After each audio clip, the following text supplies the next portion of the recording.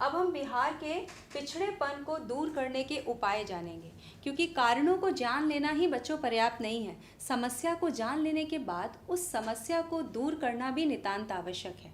तो इन कारणों के बाद हम इसके निवारणों के बारे में जानेंगे कि इन समस्याओं को हम दूर कैसे कर सकते हैं। तो पहली समस्या है, हमारी समस्या थी अत्यधिक जनसंख्या वृद्धि। तो इस जनसंख्या वृद्धि को नियंत्रित करना है, यानी जनसंख्या नियंत्रण। जनसंख्या नियंत्रण के माध्यम से हम बिहार के आर्थिक विकास को और अधिक बढ़ा सकते हैं। और बच्चों, ये जनसंख्या नियंत्रण किस प्रकार होगा? परिवार नियोजन कार्यक्रम को अपनाकर और महिलाओं को शिक्षित करके। महिलाओं की कम उम्र में विवाह हो जाता है, इस समस्या को भी हमें सुलझाना होगा, तभी देश राज्य की जनसंख्या पे नियंत्रण रखा जा सकता है।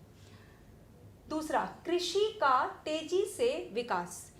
चूँकि बिहार की जो जनसंख्या है वह अपने रोजगार के लिए कृषि पर निर्भर है, तो कृषि को हमें ज़्यादा विकसित करना होगा। तो कृषि को विकसित करने के लिए हमें क्या करना होगा?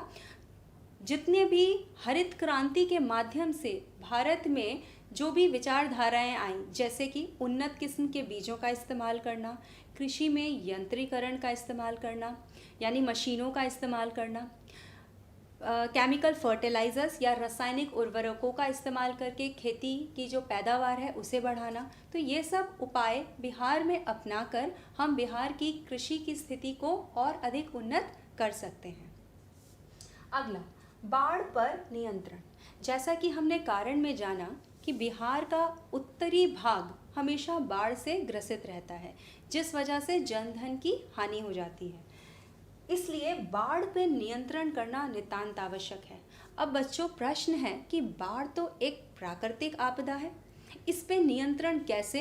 ये तो प्रकृति द्वारा, भगवान द्वारा प्रदत्त आपदा है, तो इस पे मनुष्य किस प्रकार नियंत्रण कर सकता है? तो बच्चों, इसको नियंत्रित करने का उपाय है कि बिहार की जितनी भी नदियां हैं, यदि हम उन नदियों को आपस में लिंक कर दें, आपस में उन नदियों को बांध दें, तो उससे क्या होगा कि बाढ़ का पानी जो उत्तरी बिहार में आ रहा है वो वहाँ से होता हुआ दक्षिण बिहार की ओर चला जाए, तो दक्षिण बिहार जो कि सूखे की समस्या को झेल रहा है, उससे उसको निजात भी मिलेगी और बाढ़ पे नियंत्रण भी कुछ मात्रा तक संभव हो पाएगा। अच्छे डैम्स बनाकर बाढ़ का नियंत्रण किया जा सकता है। अगला, आधारिक संरचना का विकास। जैसा कि कारण में हमने बात की थी कि बिहार में आधारिक संरचना का जो स्थिति है वो बहुत दयनीय है, तो इस स्थिति को से हमें बिहार को उबारना होगा। तो उसके लिए हमें क्या करना होगा? आधारिक संरचना का विकास। आर्थिक आधारिक संरचना के साथ साथ सामाजिक आधारिक संरचना का भी विकास करना होगा, यानी कि अच्छे रोड्स बनाने होंगे, अच्छे डैम्स बनाने होंगे, अच्छी ब्रिजेस बनाने होंगे, अच्छे विद्यालय बनाने होंगे, स्वास्थ्य सुविधाएं देनी होंगी, बैंकिंग व्यवस्था अच्छी होनी चाहिए। तो इस तरीके से इन चीज़ों का विकास करके हम बिहार के आर्थिक विकास की गति को और तेज़ कर सकते हैं। अगला है औद्योगिक विकास करके। हमने ये जाना कि जब बिहार से झारखंड राज्य अलग हुआ तो जितने भी औद्योगिक क्षेत्र थे वो सारे झारखंड में चले गए, यह सत्य है। परंतु इसी स्थिति को दिमाग में रख के हमेशा पछताने से काम नहीं चलेगा। हमें अपने बिहार में जितने भी उद्योग शेष रह गए हैं उनको आगे बढ़ाना होगा, उनके विकास के संदर्भ में सोचना होगा। इसके लिए हमें विदेशों से अगर सहायता, पूंजी की आवश्यकता है तो हमें वो भी लेनी होगी। केंद्र को भी आगे आके बिहार के औद्योगिक विकास के लिए हमें सहायता देनी चाहिए। तो इस तरीके से भी अगर हम औद्योगिक विकास कर पाते हैं तो बिहार का आर्थिक विकास तेज़ी से होगा, क्योंकि बिहार की 80% पॉपुलेशन केवल कृषि में लगी हुई है और कृषि में जो हमें रोज़गार मिलता है वो 12 मास नहीं मिलता, तो यानी बेरोज़गारी की समस्या बनी ही रहती है। तो इस समस्या को दूर करने के लिए उद्योगों का विकास होना नितांत आवश्यक है, जिसलिए हमें मेन फोकस करना चाहिए बिहार सरकार को, केंद्र सरकार को ये फोकस करना चाहिए कि बिहार में भी हमें उद्योगों का विकास करना होगा। नहीं तो अगर देश का एक क्षेत्र भी, बच्चों, अगर हम जैसे हमारे शरीर का अगर एक अंग भी खराब हो जाता है तो हमारा शरीर स्वस्थ नहीं कहलाता, उसकी फंक्शनिंग प्रॉपर नहीं हो सकती। उसी प्रकार हमारे भारत देश का यदि एक राज्य बिहार अगर पिछड़ा रह जाएगा या आर्थिक रूप से उसकी स्थिति दयनीय रहेगी तो भारतवर्ष का विकास भी संभव नहीं है। तो भारतवर्ष के विकास के लिए भी हमें बिहार के आर्थिक विकास की गति को तेज करना ही होगा। अगला, रोजगार के अवसर दे गरीबी उन्मूलन करना। गरीबी का उन्मूलन किस प्रकार संभव है? यदि लोगों को हम ज़्यादा से ज़्यादा मात्रा में रोजगार में संलग्न करें, उनको नए नए काम धंधे दें। रोजगार के अवसरों को बढ़ाकर ही हम गरीबी को दूर कर सकते हैं। इसके लिए समय समय पर राज्य सरकार के साथ साथ केंद्र सरकार योजनाएं बनाकर रोजगार के नए अवसर देने का काम कर रही है। बहुत सारी योजनाएं सरकार के द्वारा बनाई भी गई। IRDP, काम के बदले अनाज योजना, राष्ट्रीय ग्रामीण रोजगार योजना, फिर बाद में 2006 में राष्ट्रीय ग्रामीण रोजगार योजना और काम के बदले अनाज, इन दोनों योजनाओं को मिला के नरेगा नाम की एक योजना बनाई गई। नरेगा का फुल फॉर्म है national Rural Employment Guarantee act. यह एक्ट 2006 में आया और 2006 यानी 2006 में भारतवर्ष के सबसे कम विकसित 200 जिलों में इस योजना की शुरुआत की गई। लेकिन बाद में यह पाया गया कि यह योजना बहुत ही महत्वपूर्ण योजना है, बहुत महत्व की योजना है। इसलिए इस योजना को 1 अप्रैल 2008 से पूरे भारतवर्ष में लागू किया गया और तब इस योजना का नाम बदल के नरेगा की जगह मनरेगा कर दिया गया। अर्थात महात्मा गांधी का नाम इस योजना के साथ जोड़ दिया गया। अब बच्चों, इस योजना का नाम है Mahatma Gandhi National Rural Employment Guarantee Act 2008। Okay, इस योजना के तहत बहुत सारी बातें हैं। इस योजना में सबसे महत्वपूर्ण बात यह है कि इसमें ग्रामीण क्षेत्र के जितने भी वयस्क लोग हैं उनका पंजीकरण किया जाता है, महिला हो या पुरुष। वयस्क महिला और पुरुषों का पंजीकरण किया जाता है और उनके पंजीकरण के उपरांत 15 दिन के अंदर यदि सरकार उन्हें रोजगार देने में अक्षम होती है तो उन्हें बेरोजगारी भत्ता दिया जाता है। इस योजना के तहत कम से कम 1 वर्ष में 100 दिन के लिए ग्रामीण वयस्क महिला या पुरुष को रोजगार देना अनिवार्य है। यह योजना बहुत महत्वपूर्ण योजना है और इस योजना की पहुंच भारतवर्ष के हर गांव तक है। इसलिए इस योजना का लाभ हर व्यक्ति को मिल रहा है, चाहे वो महिला है चाहे वो पुरुष है। महिलाओं को इसमें 33% आरक्षण दिया गया है, मतलब कुल जितने भी रोजगार दिए जाएंगे उसका 33% का हक सिर्फ और सिर्फ महिलाओं का होगा।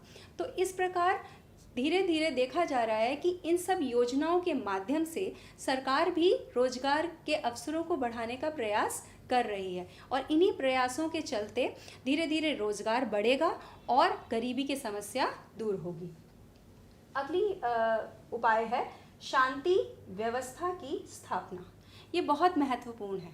जब तक मानसिक शांति नहीं होगी, राजनीतिक शांति नहीं होगी, अर्थव्यवस्था में शांति की स्थिति नहीं होगी, तब तक अर्थव्यवस्था में आर्थिक क्रियाओं का विकास करना असंभव होता है।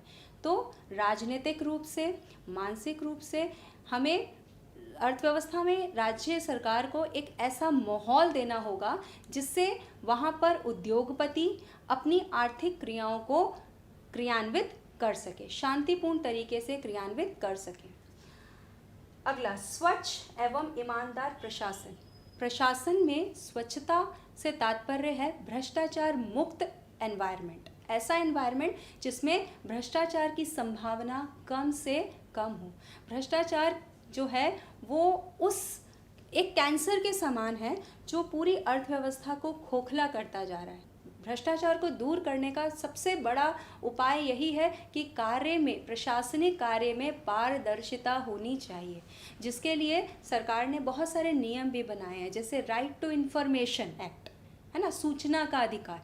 इस अधिकार के तहत यदि व्यक्तियों को ये देखने को मिलता है कि किसी योजना का लाभ उनको नहीं मिल रहा है या किसी योजना के अंदर कुछ घपलाबाजी है, तो वो लोग सूचना के अधिकार के तहत उसका स्पष्टीकरण अधिकारियों से मांग सकते हैं।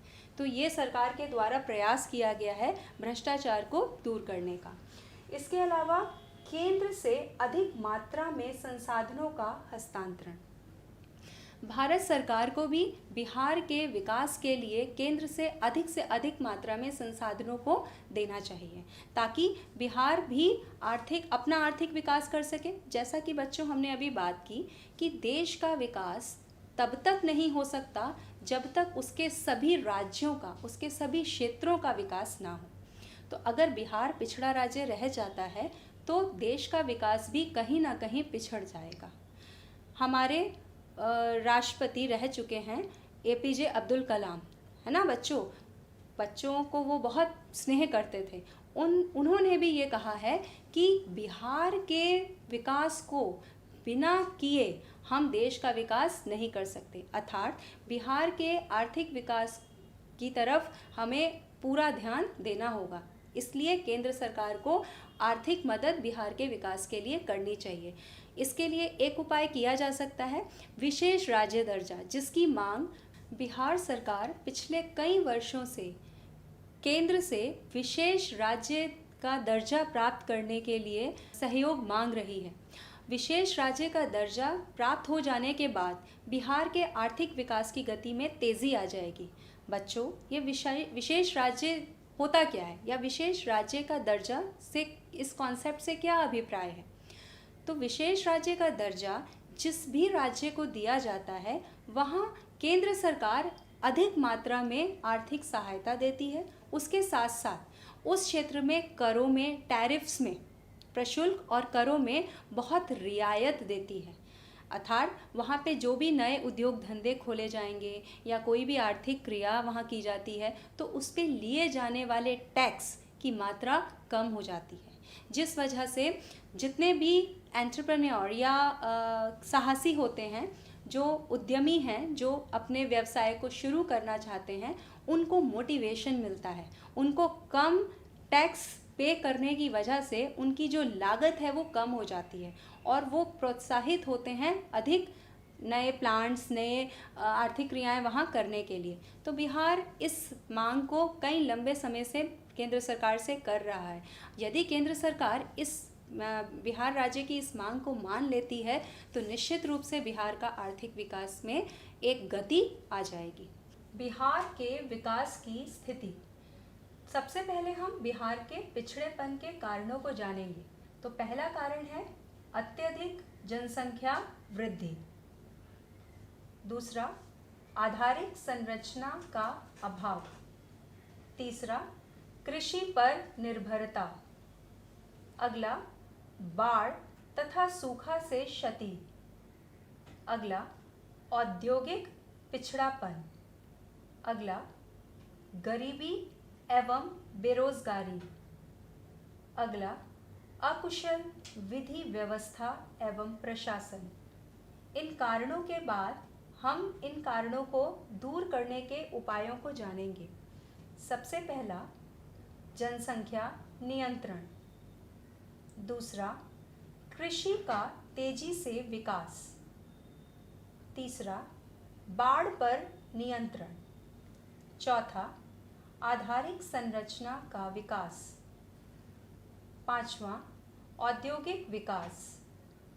छठा, रोजगार के अवसर दे गरीबी उन्मूलन। सातवां, शांति व्यवस्था की स्थापना। आठवां, स्वच्छ एवं ईमानदार प्रशासन।